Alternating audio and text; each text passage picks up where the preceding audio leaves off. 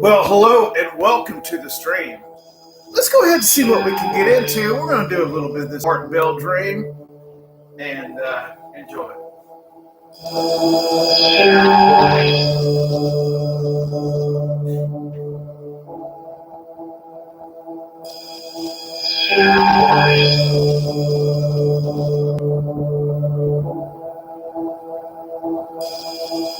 The books and documentaries has been to share with as large a general audience as possible the difficult and complex information about non-human interaction on our planet.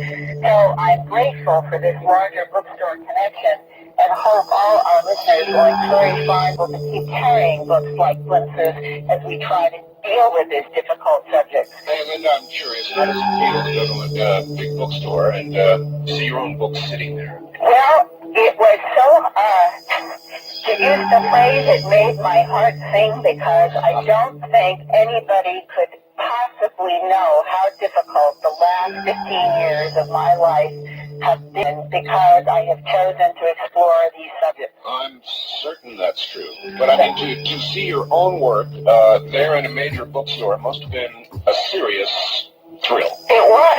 It is, and I hope our listeners will continue to call on Barnes & Noble and their other bookstores because the more that people ask for books like Glimpses of Other Realities and Alien Harvest, the more we'll be able to sustain keeping those books in these bookstores. Sure.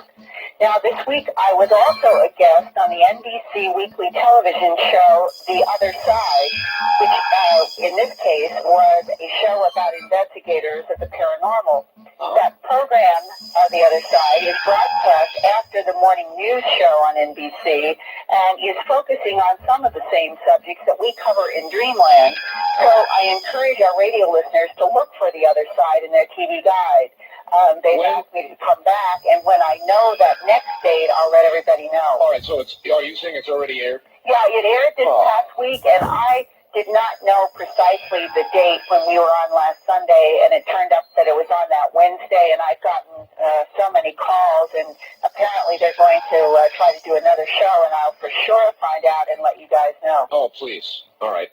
Now, this past week, I also received a call from a retired police officer named Bill Hill, who worked for 25 years in the Peoria, Illinois Police Department, and then retired to Salmon, Idaho, a very remote wilderness area of northern Idaho. Mr. Hill owned some horses and had bought a new buckskin on January 12th. 2 weeks later, on January 26th, he was shocked to find the horse dead and mutilated. He was very frustrated. He did not know that there were people like myself and Dr. Altshuler and others investigating cases like this, and he finally contacted me this week because he, the law enforcement there, and the veterinarian who examined the horse are completely baffled. This is Mr. Hill's eyewitness account.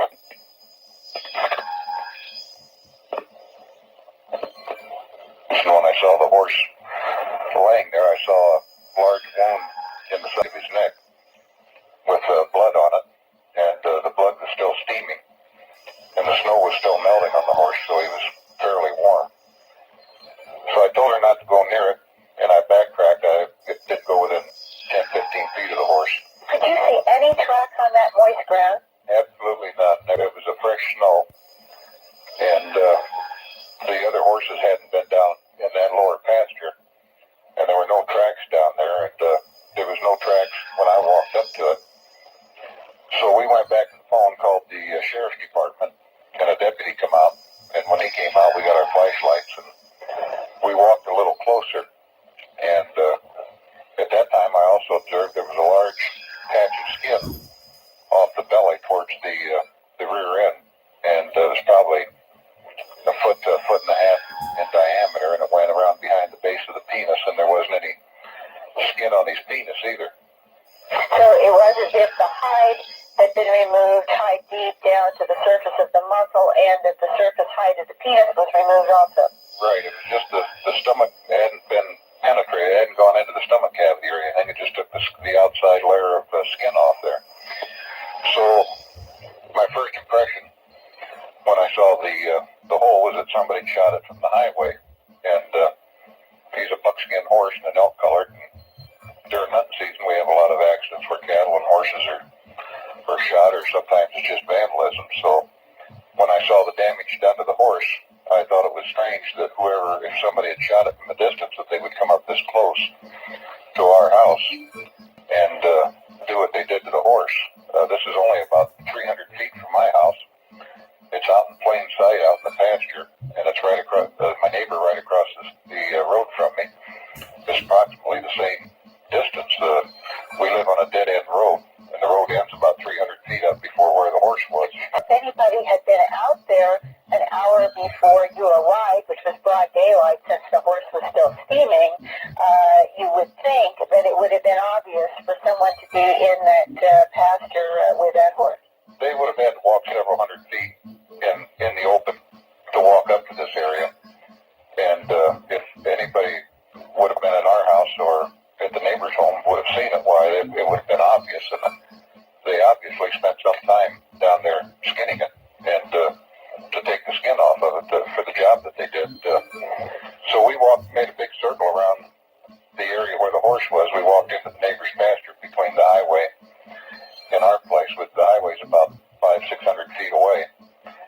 And we made a big loop all the way around, and we walked down into a pasture behind us, and we found no tracks at all, no evidence where anybody had been on the property at all. It probably had been snowing maybe an hour or 2 hours. There was a couple inches of snow on the ground.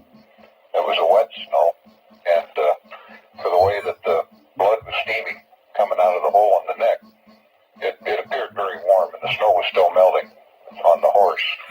When I looked at it, I didn't really realize it until I went up to the sheriff's office and got the pictures of it today.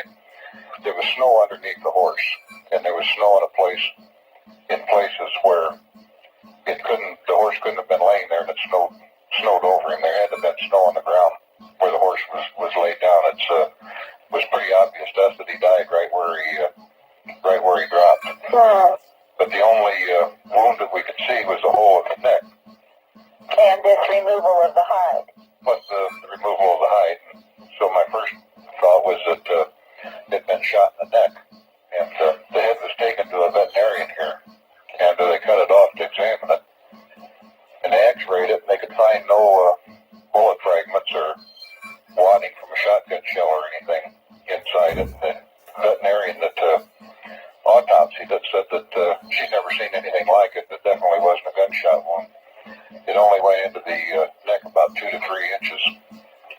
And the x-ray didn't show any lead fragments or anything where a bullet would have done any damage or broken up inside the neck.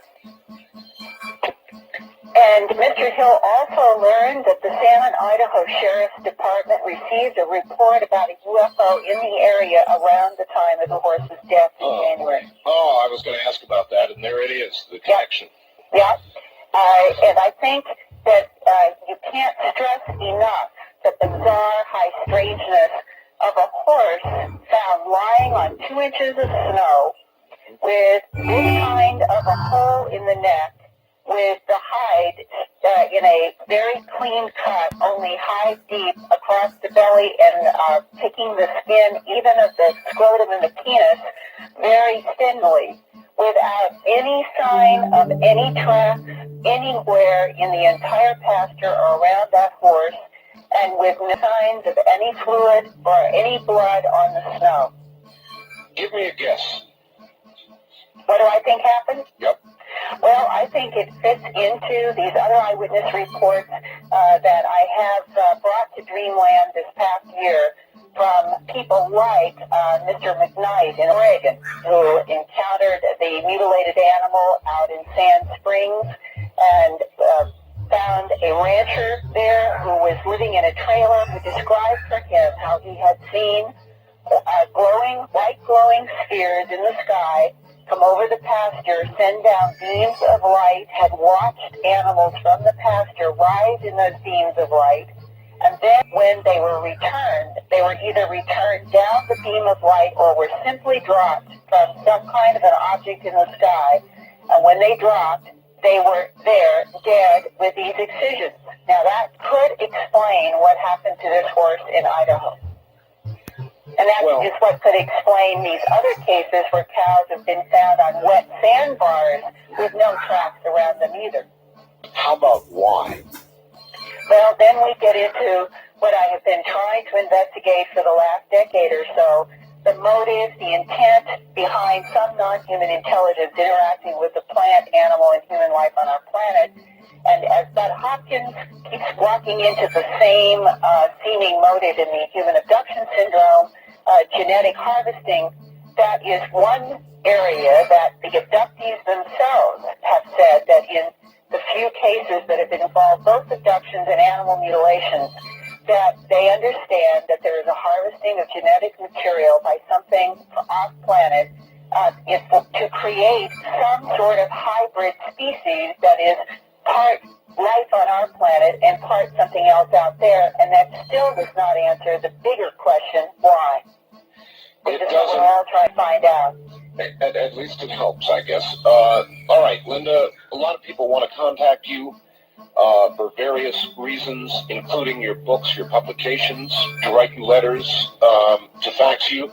So why don't you give us your fax number and your address? Thanks, Art. I really, really do value the communication I'm getting from the Dreamland listeners. And I am Linda Howe at Post Office Box 538 in Huntingdon Valley, Pennsylvania. That's an English spelling, Hunting, D as in dog, O-N, Huntingdon Valley, PA, zip code 19006. And my fax number is area code 215-491-9842. That is definitely the fax number. And again, Post Office Box 538, Huntingdon Valley, Pennsylvania, 19006. Excellent. All right. I'm sure you'll get a number of communications from all of this. Once again, fascinating. Thank you, Linda. Next week, Philadelphia? Yeah, I am going to be in Philadelphia this month till the end of the month, and then I'm going to be going to Tennessee, and I'll be doing reports from there, but I'll let you know. I will be here next Sunday, and I agree with you that the forbidden history of man, which is what I think we're dealing with, is going to be one of the continually emerging subjects over the next few years. My guess as well. Great. Thank you, Linda. Thank you, Art. Take care. Linda Howe. Actually, it is the hidden history of the human race, but my guess is by the time we're done, we'll find out it is forbidden as well, as in forbidden knowledge.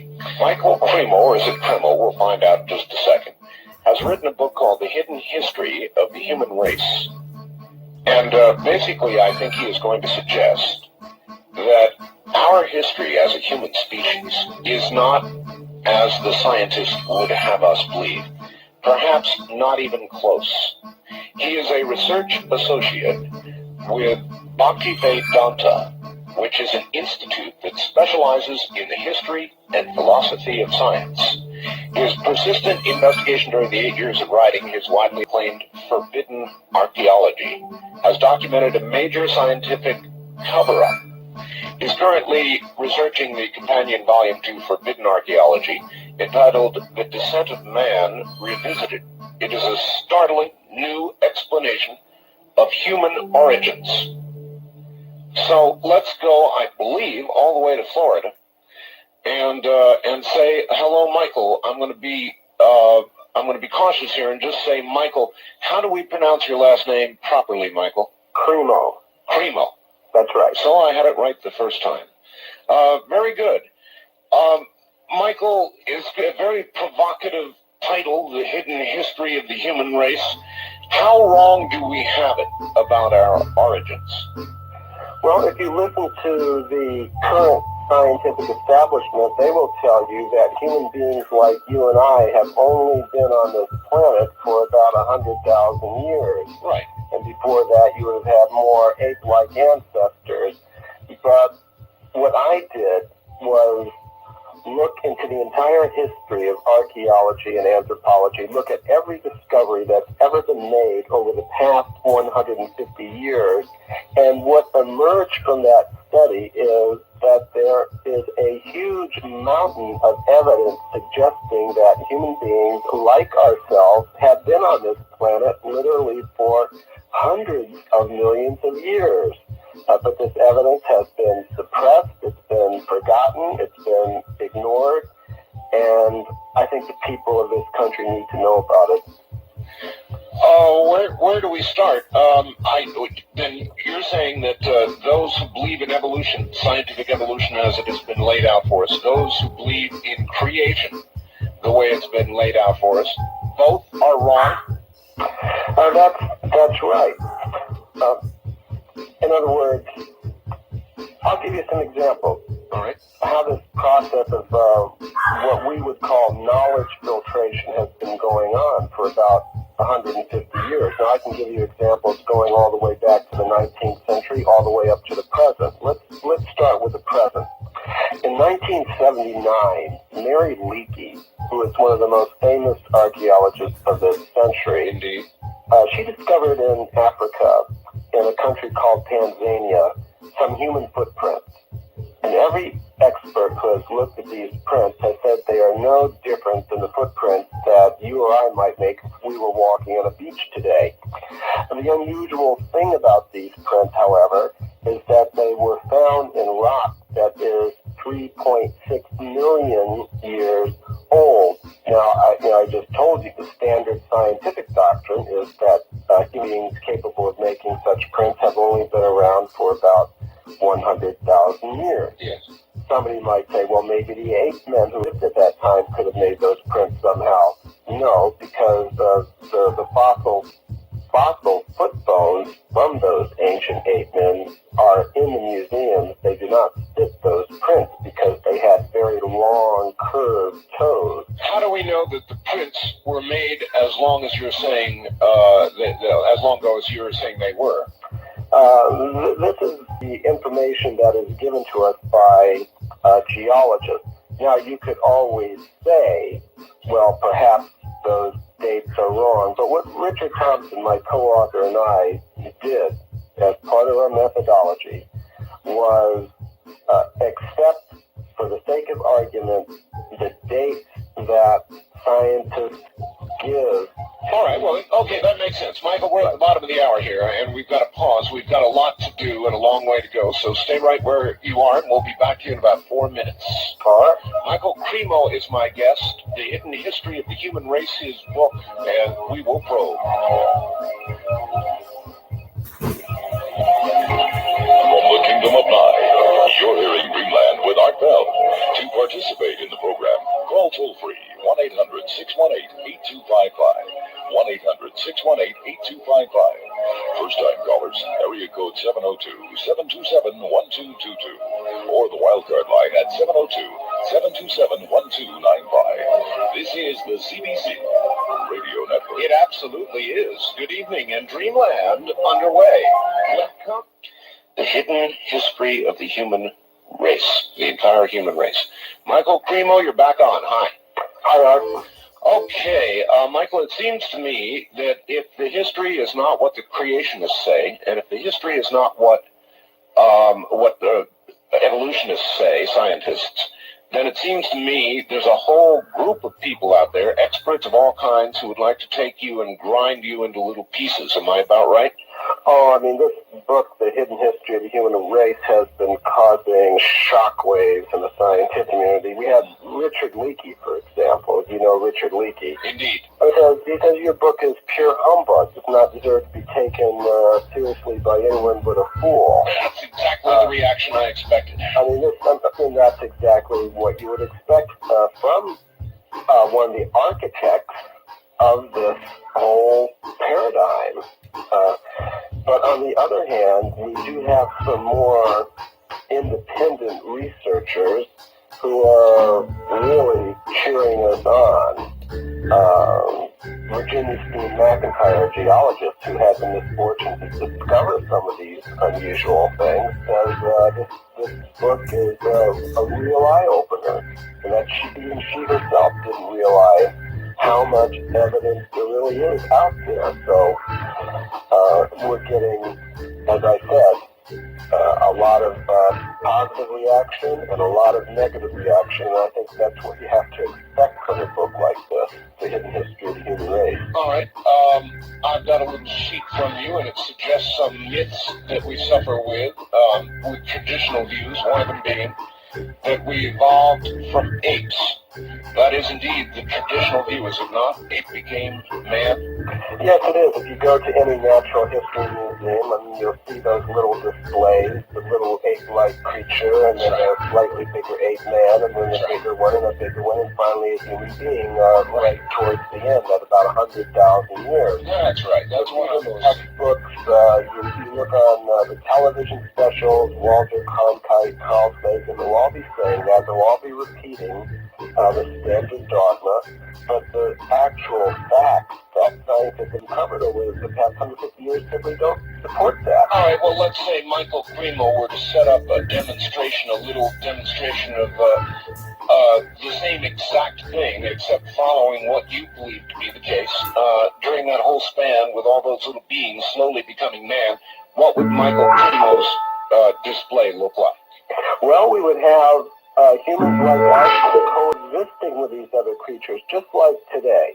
You have human beings, you have apes, you have monkeys, and this will get us into a very interesting subject, but if you take very seriously the reports of the Sasquatch, the Bigfoot, the Yeti, yes. It would appear that even today we are coexisting with some of these ape-man-like creatures. Now, we don't say there were no ape-men. All right, now, does that mean Sasquatch, in your view, is the caveman simply reduced in numbers but still barely here?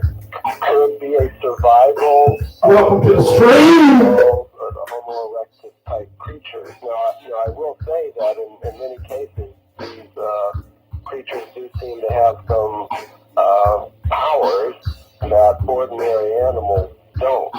And this will get us into a whole other subject. But physically, the descriptions of these creatures appear to match the ape-man-like creatures we heard about from science.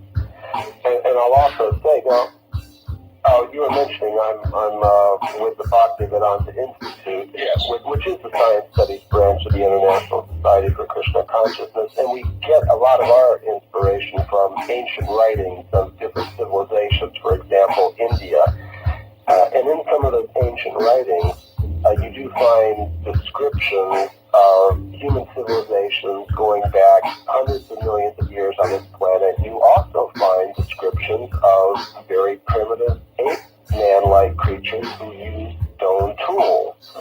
And when you look at the evidence, it really appears that we have coexisted with these creatures and with apes and monkeys for as long, as far back as you would care to trace. Would it be your theory that we all arrived on the planet in whatever manner our arrival together?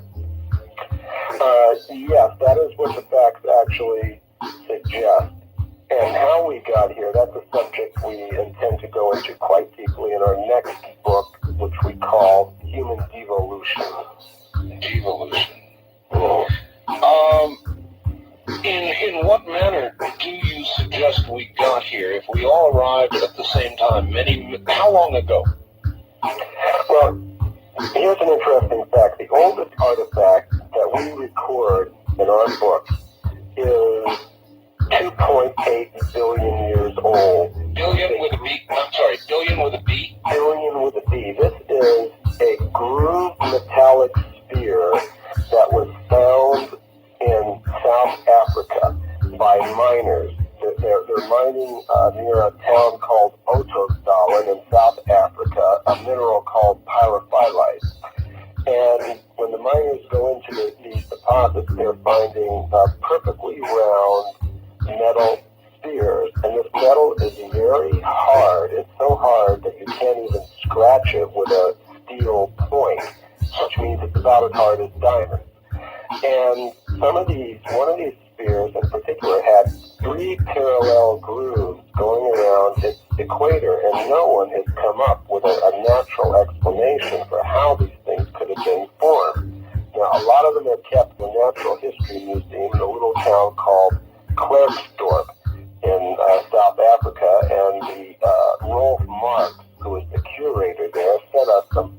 photographs of these objects, which you can see some in our book.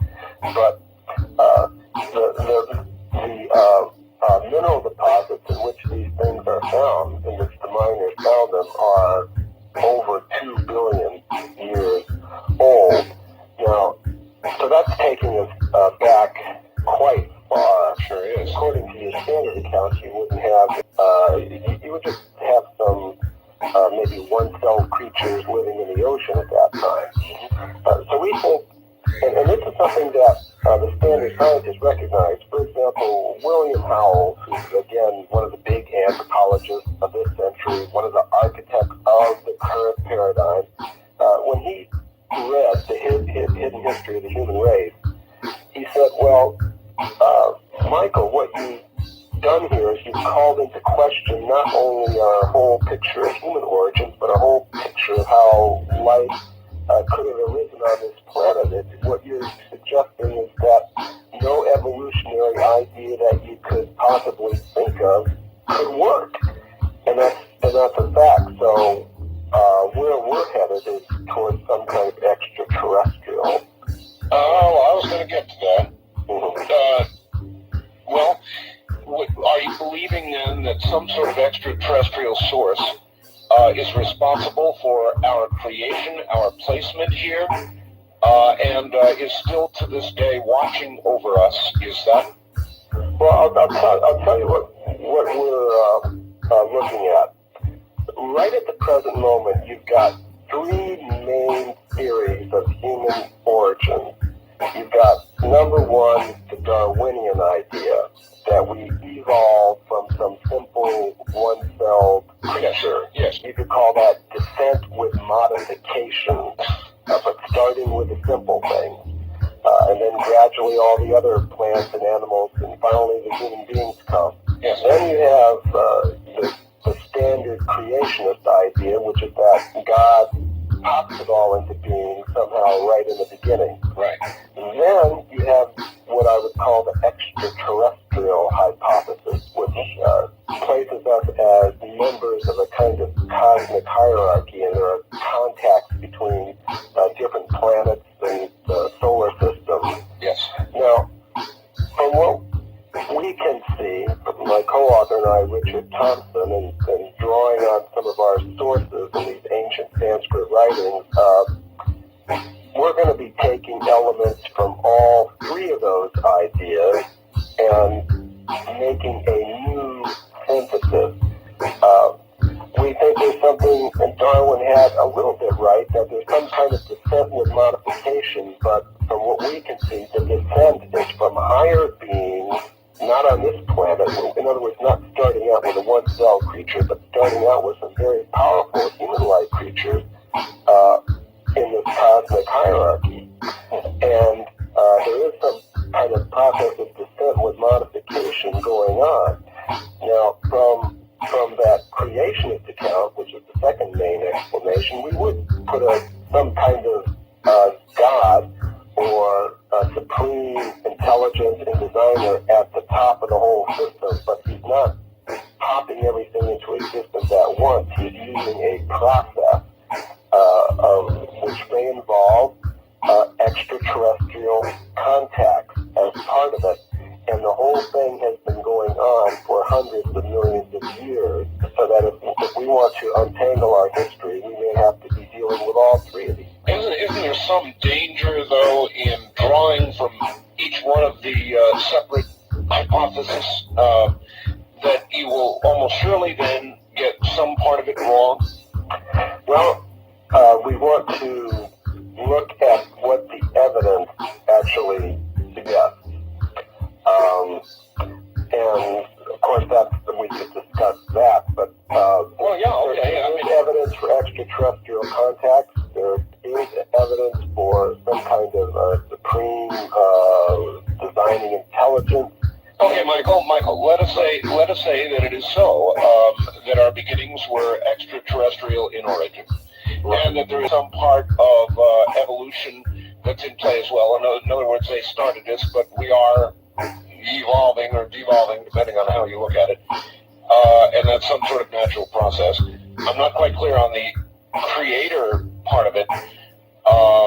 words, you feel there was some sort of creator even beyond our extraterrestrial Yeah, in a higher spiritual dimension of starting the whole thing off, right? And this supreme intelligent being would be the source of what we would call a cosmic hierarchy of beings. Which, if you look at what people have thought and taught down through history, they pretty much have this hierarchy where you have human beings on the terrestrial level, more powerful types of beings on a middle level, a celestial level, you might call it. If you go back to the time of the Egyptians, for example, they had their gods. The Romans, the Greeks, the Australian Aboriginals, the American Indians, they all had this hierarchy of human beings and then beings a little bit higher on the hierarchy with greater powers. Yes. What evidence is there for that? I think we get into where that evidence comes from. The physical evidence that we can see is the sort of thing that Linda Howe was talking about. That's exactly where I was going. A little bit earlier. This is showing physical evidence for creatures a little bit higher up. Okay, is that, in your opinion, evidence then that those who created us of extraterrestrial origin continue to monitor not just us, but the animals and all of their creations here on Earth? Yes, this process of descent with modification, as far as we can see, it involves a supreme being operating through these other creatures. You could call them extraterrestrials, angels, demigods, spirits, whatever you want to call them. But there's some process involved. It's not an instantaneous creation in the beginning. There's some kind of descent with modification going on. Some kind of, you could call it, consciously directed genetic engineering of some kind, but it's not the type that the scientists are currently telling us about, because that's a purely random, accidental process. Michael, then who is Jesus? Oh, I think he would be one of the, if you look at what all cultures and traditions have said, in this cosmic hierarchy, you find a level of compassionate beings who come from time to time from their higher level, wherever it is, to come and spread knowledge about these higher things to the people on this planet. So he was some sort of angel? Convenient word, or would you use another? Yeah, a compassionate being, the Buddhas, the Christ. There's been, this is a very common theme in practically every culture and this compassionate being, angel, whatever.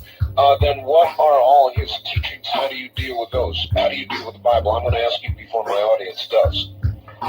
Oh, well, I think in the Bible, you definitely have the picture of this cosmic hierarchy. You have the supreme being on top. You have various categories of angels. You look in the first parts of Genesis, you have apparently some descriptions of some extraterrestrial contacts with Earth, and even some of these beings mating with terrestrial humans. Seeing the daughters of the Earth as being fair and having them as wives. Okay, so you find support for all of this then in the Bible?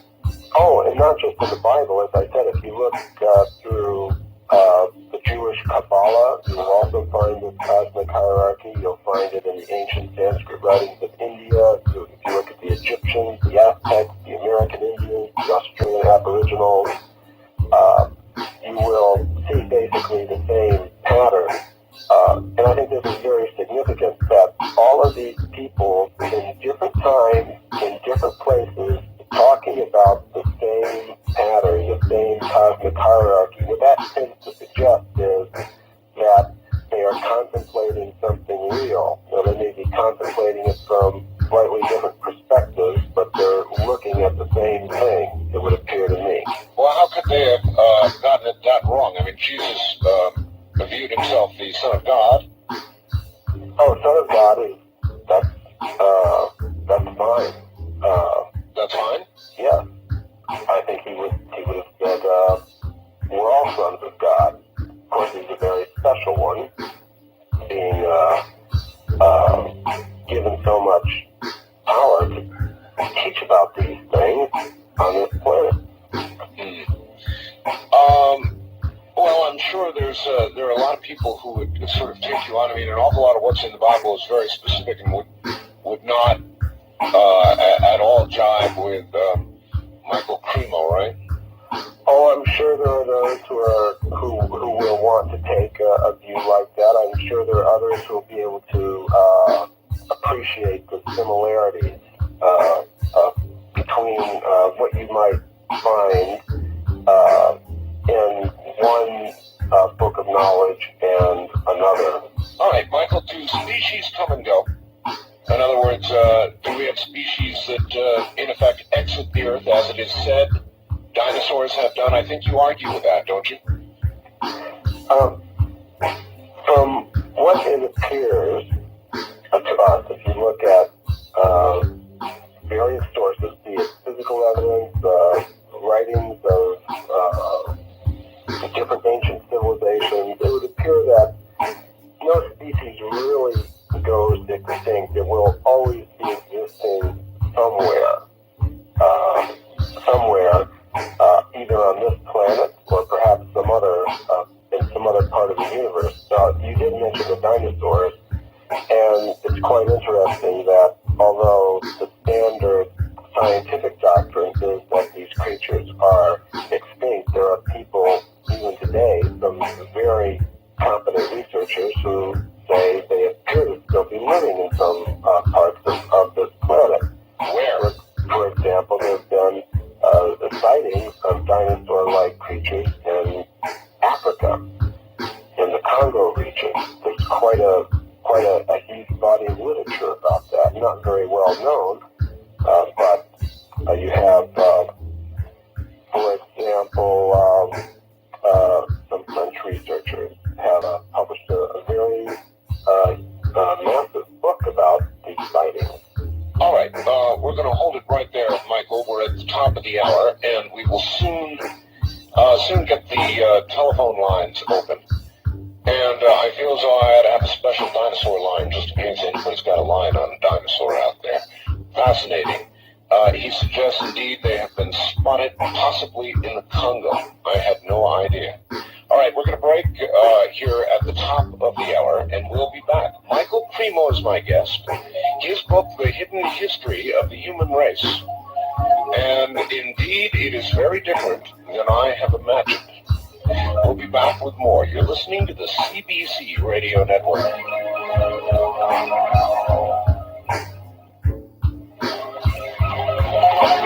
From the Kingdom of Nod, we continue with your calls on Dreamland with Art Bell.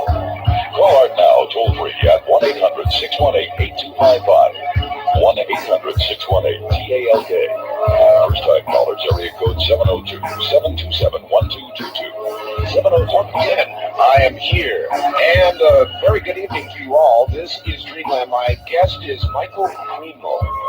Michael has an intriguing theory, or actually he feels it's a lot more than theory, and we're going to get to some of the evidence here shortly. He's written a book called The Hidden History of the Human Race, and apparently quite a hit it is. Some of the evidence coming up. And Michael, just before we get into the evidence aspect, I've got a couple of faxes here that I would like to ask you about. One is from a great faxer named Doc Berry down in Phoenix. And the question is, how does the immortal soul theory fit into the author's cosmic hierarchy theory?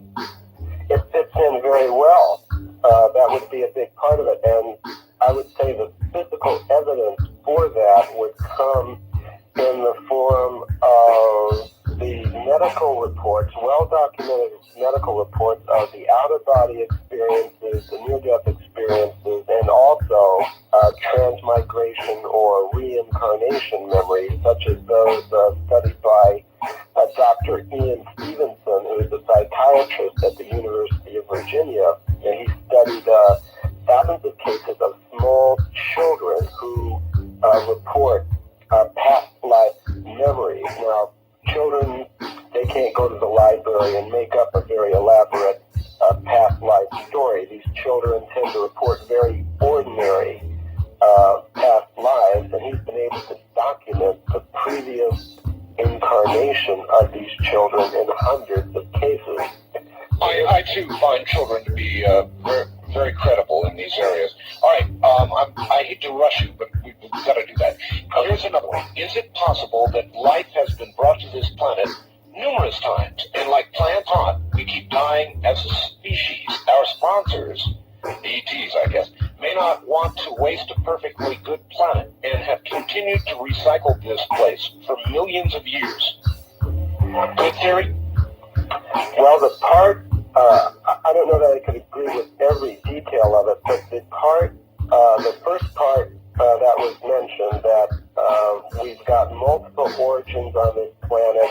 We didn't come just once. It's an ongoing process. That is something that I fully admit, and I think the evidence supports it, especially if you look down through history at what different peoples have reported. You get a lot of evidence of different extraterrestrial contacts, different descent of human species on this planet, and I think that's very well supported by the evidence. And that's a good place to break into evidence. If I were to ask you, Michael, what is your best evidence? What is the evidence that supports your theory that man, along with other creatures on the planet, have been around so long?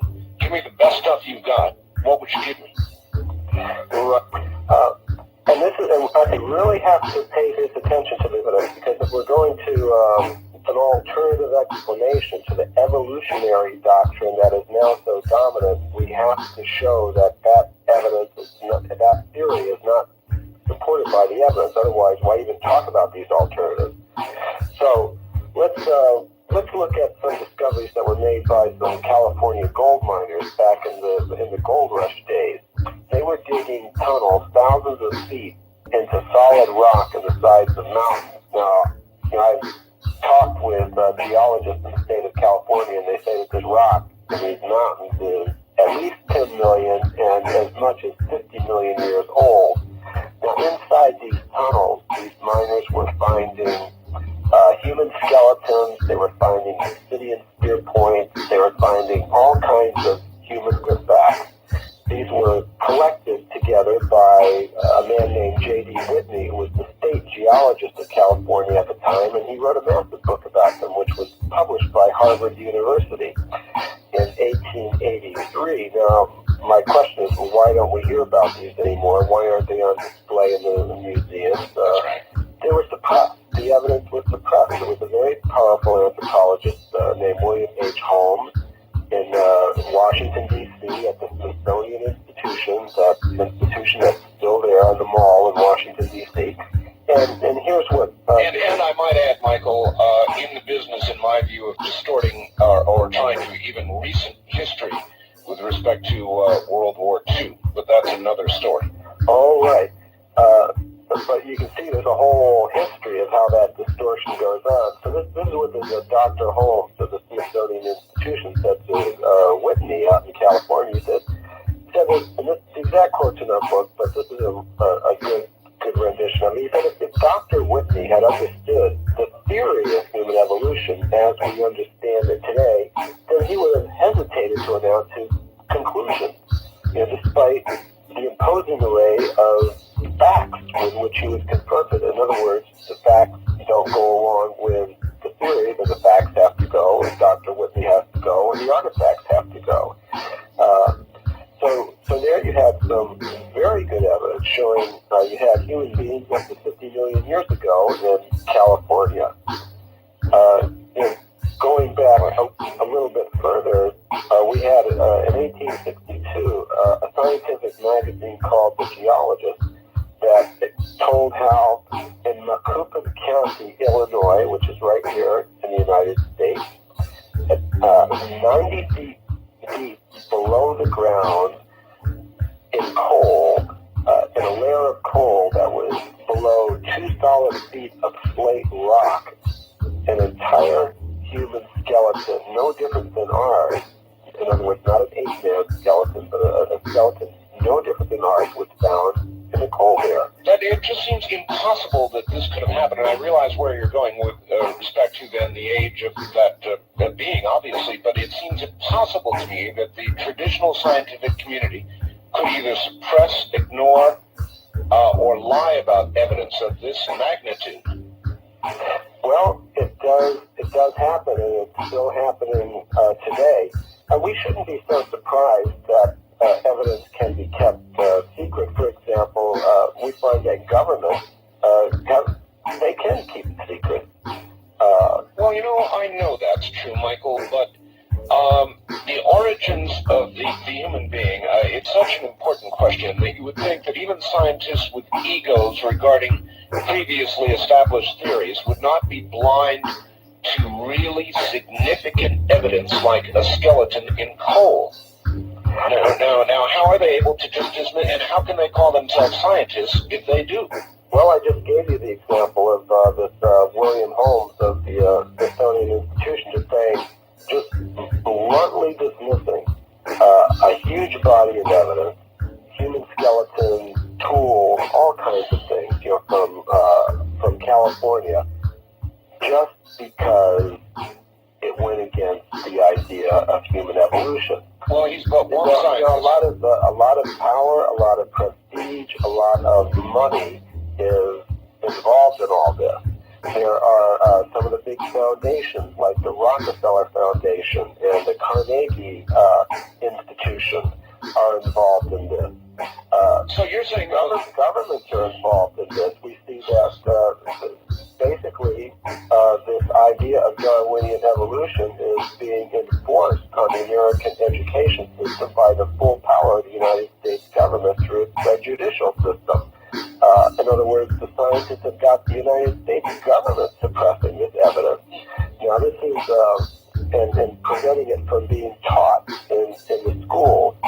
So, to me, it's not at all surprising how a very powerful elite group of people making use of every resource that they have can keep this evidence suppressed. And I could give you some very good examples of that are going on even today. Well, still, it's incredible, Michael. Of course it is. That's why I wrote this book. It is incredible.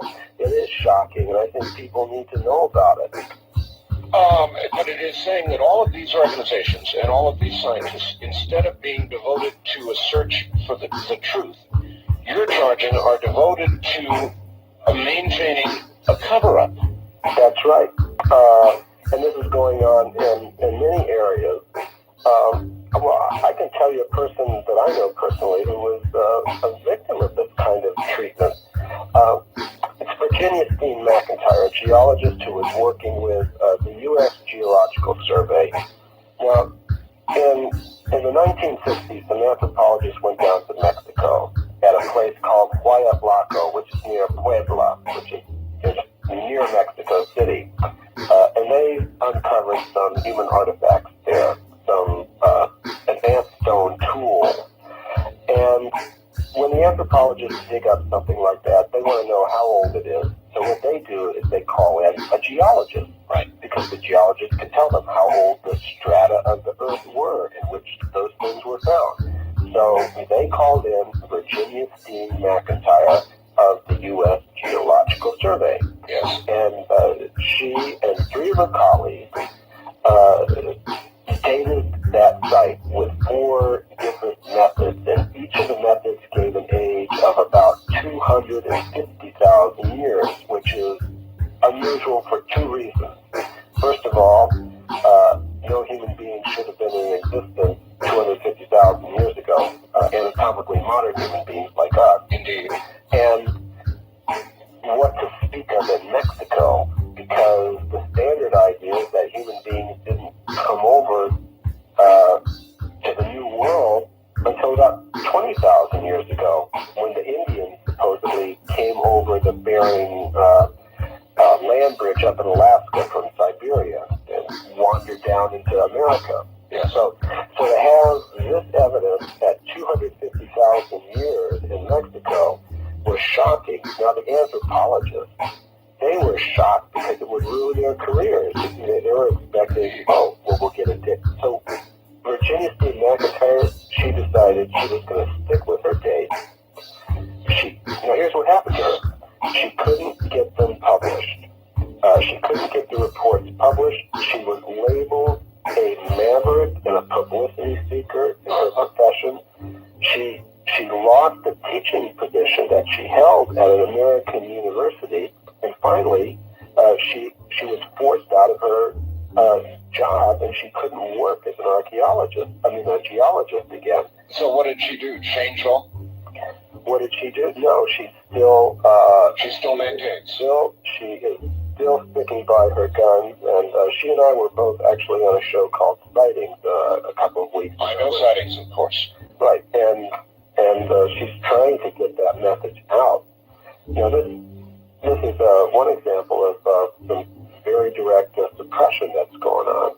In another field, this Dr. John Mack, who's a psychiatrist at Harvard. He's been a guest on the program. Right.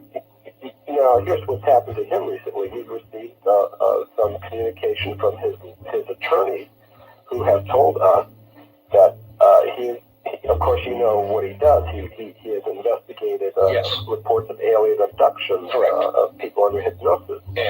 And Harvard University has convened a secret academic committee.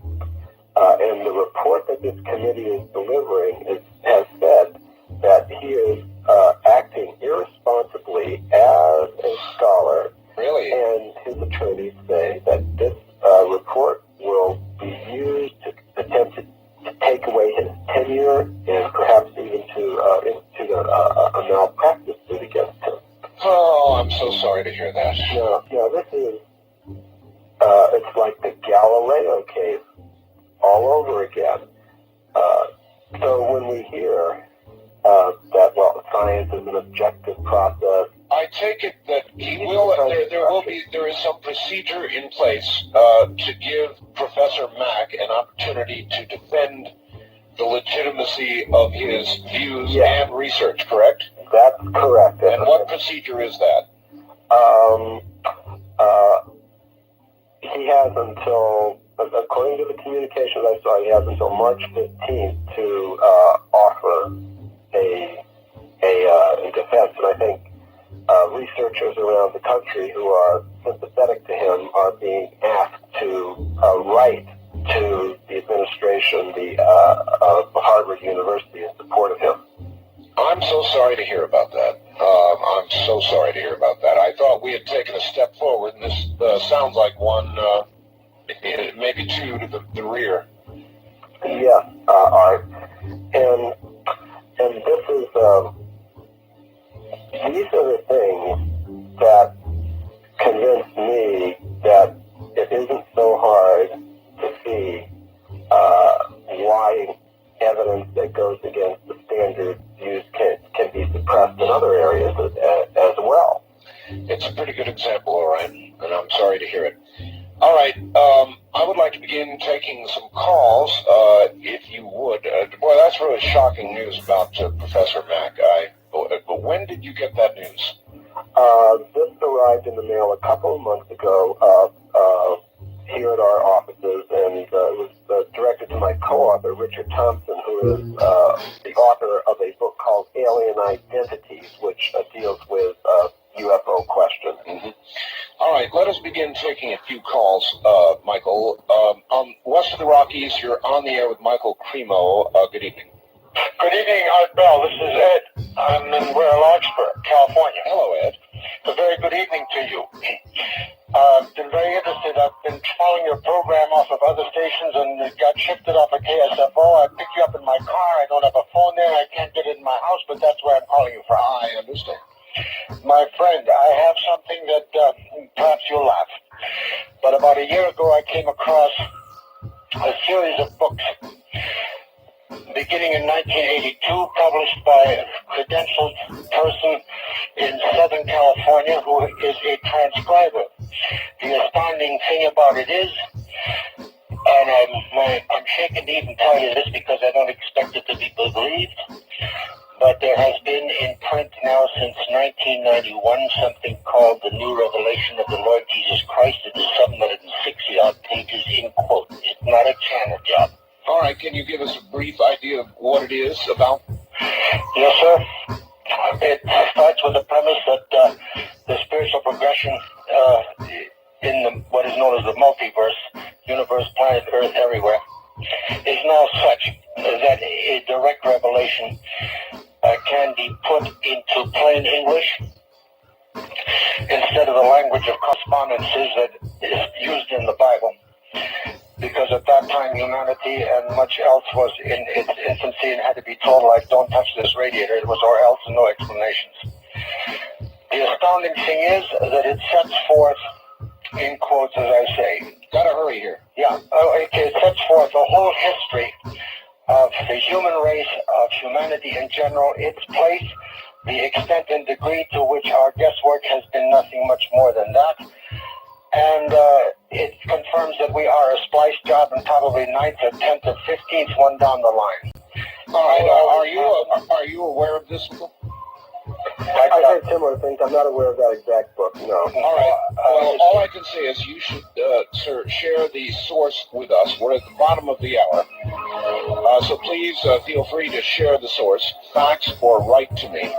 Let me know how to get hold of it, and we will do some investigation. That's all I can promise. Michael Cremo is my guest. The Hidden History of the Human Race, his book. We'll be right back. Now, Michael Cremo. Michael, here is yet another fact. Your guest's theory on the origin of man is nearly identical to the descriptions by Randolph Winters in his book on the Pleiadians. That's from from John in Richland, Washington. Now, Michael, does that sound familiar to you? Do you know about Randolph Winters? I'm not familiar with all the details of his idea. What I will say is, I think one of the characteristics of what I'm presenting is that it is not unique. As I said, it's something that you will find mentioned in channeled communications. You will find it mentioned in the idea of the cosmic hierarchy. In, as I said, practically every cultural and spiritual tradition that's ever existed. How much credibility do you give to channelers, Michael? Well, it all depends.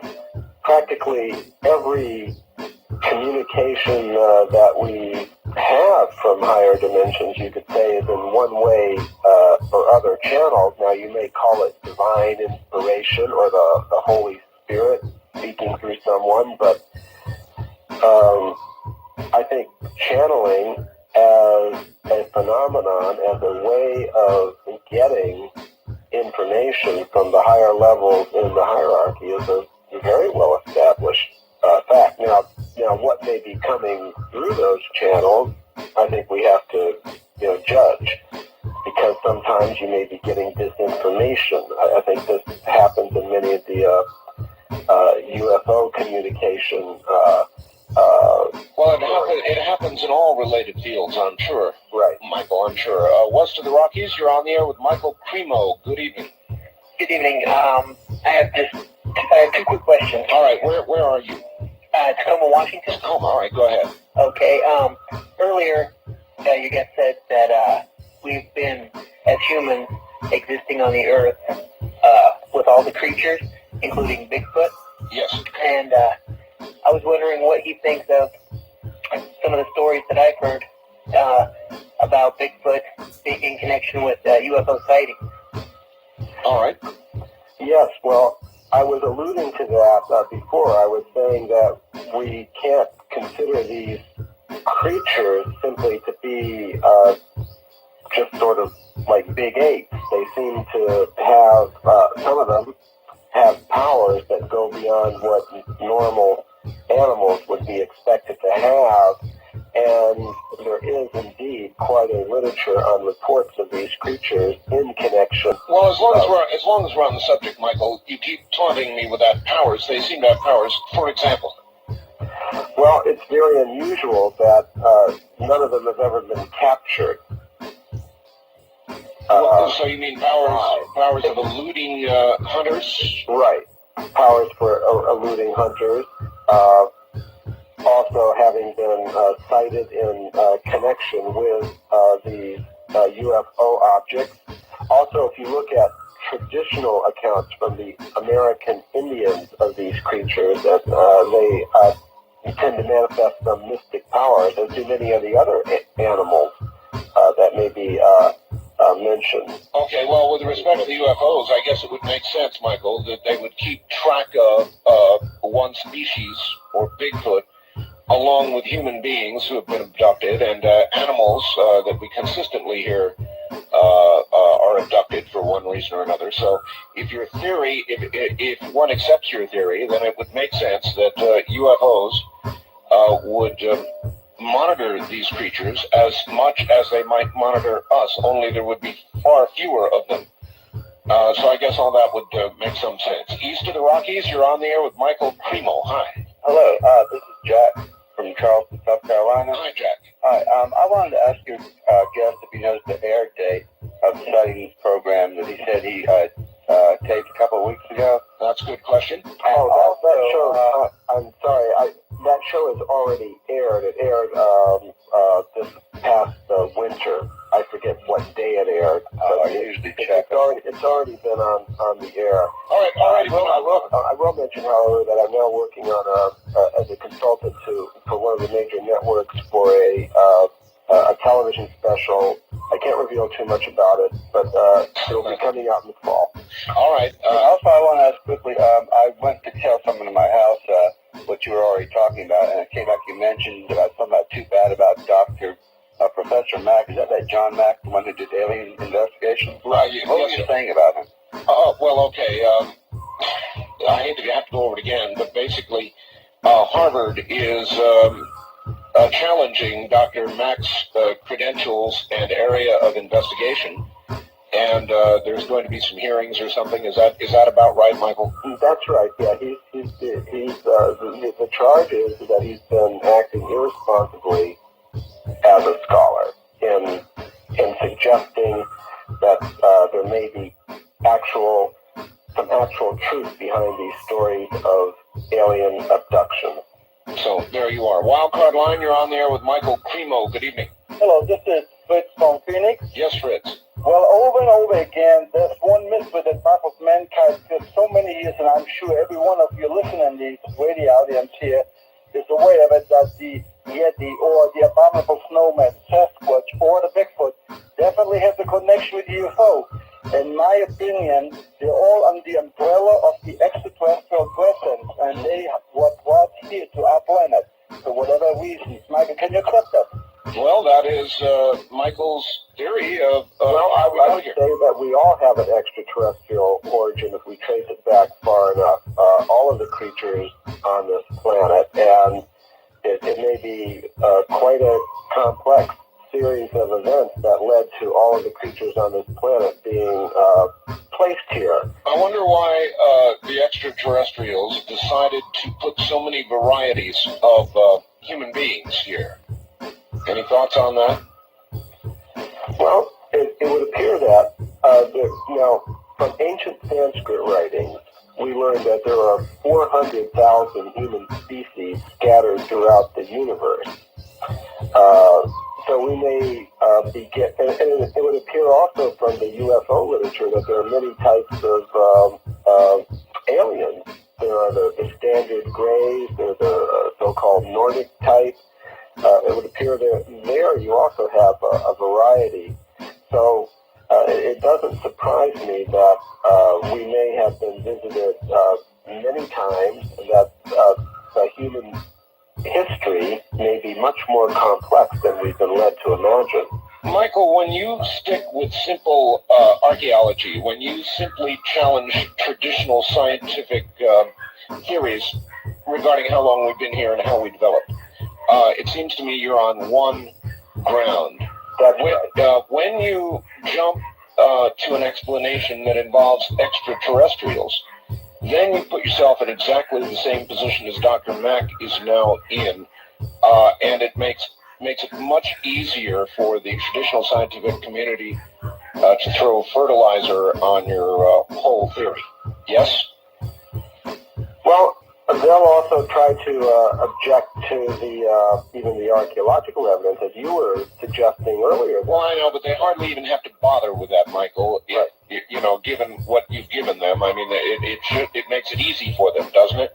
Well, I think there's another whole area of knowledge suppression going on, and that has to do with anything connected with the paranormal or the extraterrestrial, That's true. supernatural, whatever you want to call it. Well, that's what I'm saying. And I think, what I want to do is directly confront the scientific community on those points. And I don't think I'm alone in this. We're seeing, for example, you have in existence today an international society for the study of subtle energy medicine, which is composed of about 1,200 medical professionals and biologists that are looking at subtle healing and subtle energies. In other words, if we're going to have an alternative explanation of human origins, the first thing that we have to show is that there is more to the human essence than can be explained by chemistry, biochemistry. Indeed, it's a very good point. Yes, sure. And you have the Institute for Noetic Sciences, you have many individual scholars who are courageously investigating these things. So I see that there is, and it may sound like a cliche to say it, but there is a paradigm shift underway, and I think it's making a lot of progress. Well, I thought so too, but hearing about Professor Mack makes me wonder. And maybe you're underestimating the resistance that the traditional scientific community will put up. It will be stiff, it will be strong, and it will virtually ridicule people like yourself and John Mack and others. Well, these are the standard tactics. The first line of defense is to try to ignore something. When you can no longer try to ignore something, then you ridicule it. That's right. And then if that doesn't work, then you get the heavier kinds of suppression. So I think we have to look and see what happened in the case of communism, for example. Right up to the last minute, they were in charge. They were still in charge, but there was so much going on underground and around the sides that eventually the system collapsed, even though right up to the last minute. So you're saying traditional science will collapse the way communism did, all at once, nearly with no warning. Boom, boom, the fences come down. Is that right?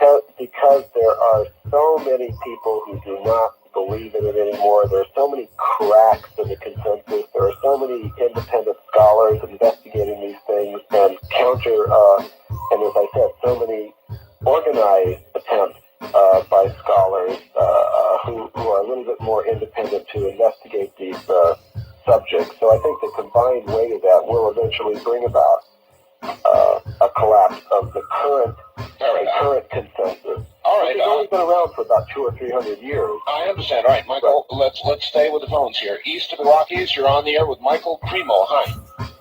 Hello? Hello. Where are you, sir? Sarasota, Florida. Excellent. Go ahead, you're on the air. Okay. What comes to my mind, I admit I missed about half hour of your show here, but I'm thinking about a photograph I saw that claims to be a sandal print with a crest trilobite underneath, which predates most life forms on this planet by several million years. Yes, sir. To recall, what you're talking about is the Meister footprint discovered by Robert Meister in Utah. And my co-author, Richard Thompson, went and visited Mr. Meister. He's no longer living, but at the time he was living. and we obtained photographs, our own photographs of those footprints. Now, those footprints were discovered in Cambrian shale in Utah, and that rock in which those sandal prints were found is roughly 600 million years old, and as I pointed out several times, according to what the scientific elite will tell us today, human beings like us have only been around on this planet about 100,000 years. As a matter of fact, 600 million years ago, they would say there was no life. Something was wearing shoes. on the surface of the earth at all. Maybe there would have been some marine creatures, just life in the ocean. Michael, what about what are there? And we did a computer analysis of them. We found that the shape of that print did not deviate in the slightest from a modern human shoe print. Michael, what about the possibility that that print was somehow put in that older rock in more recent times? How do you discount that possibility? Well, from the testimony of the person who discovered it, who said he was a rock collector, and he was going through an area with one of those little geologist picks, Yes. And he was breaking open. He was looking for trilobites. So he was, which are those little fossils of these little shellfish. Sure. And he was breaking open solid pieces of this rock. So it was not something that somebody could have carved I've got you. into a rock like that. Okay, I've got you. Yeah. East of the Rockies, you're on the air with Michael Cremo. Hi, where are you calling from, please? This is Dave in Wichita. Hello, Dave. I wondered if Michael had heard about the age of the Sphinx being at least 10,000 years old, and that some evidence in the Purnas, the ancient Indian writings, say that it's about 100,000 years old. All right, the Sphinx. Dave, I'm very familiar with that. You're talking about the work of Dr. Robert Schoch, who is a geologist at Boston University. He analyzed the Sphinx, the weathering of the Sphinx, and determined that it was far older, many thousands years older than current Egyptologists would say. And I'll tell you about how this knowledge suppression factor operates.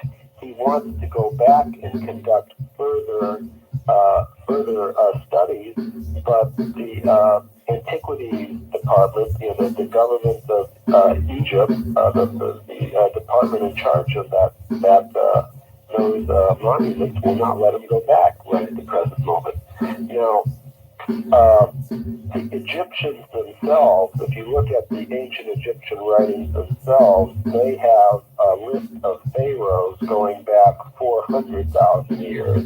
The Babylonians also have king lists going back 400,000 years. So this is, most people are not aware of these facts. You read in your standard textbooks about Egyptian history, it only goes back a few thousand years. Huh. All right, first time caller line, you're on the air with Michael Cremo. Good evening. Hello. Are we on the air, right? Yes, we're on the air, sir. Yeah, I didn't mean to get on the air. I just wanted to find out. All right, if you don't want to be on the air, I'm going to have to go to the next call. I just wanted to find out what time Dreamland is on. It's on right now. Yeah, but through the week. Dreamland is not on during the week. It's only weekends? Yes, that's correct. What time? 7 to 10. Saturday and Sunday. 7 to 10 Pacific time, Sunday. And not on Saturday? No. Okay. All right, thank you. East of the Rockies, you're on the air with Michael Cremo. Hi. Yeah, good evening, Art. My name's Rich from Albuquerque. Yes, sir. I have a question to ask him. He's familiar with Scientific American publication, isn't he? Yes, I am. Yeah. About 4 years ago, there was an article that was written about the genetic study that was trying to correlate orangutans back to humans. And the study concluded that this wasn't feasible, but the genetic study put man all the way back 150,000 to 200,000 years ago, and the origin took place somewhere near Egypt. And this was a very, very precise scientific study. And when they were ready to release their findings, they found out that Japan had done exactly almost an identical similar study. And the data, was very, very comparable to one to the other. And it stated that they didn't know how man started, and they were kind of tongue-in-cheek by calling it Eve as a starting of origin of man. 150 to 200,000 years ago. And this was done in a very, very scientific genetic basis. Could you answer on that, please? Well, it's very interesting. What happened was that a couple of years later, that African Eve hypothesis was shot down because other scientists came and proved that the statistics that were used in those reports just did not work. All right, on that note, we've got a break right here. It is the top of the hour. Relax for a few moments, Michael, and we'll come back to you. Michael Cremo is my guest. His book, The Hidden History of the Human Race. And there's a lot. We'll be back to CBC.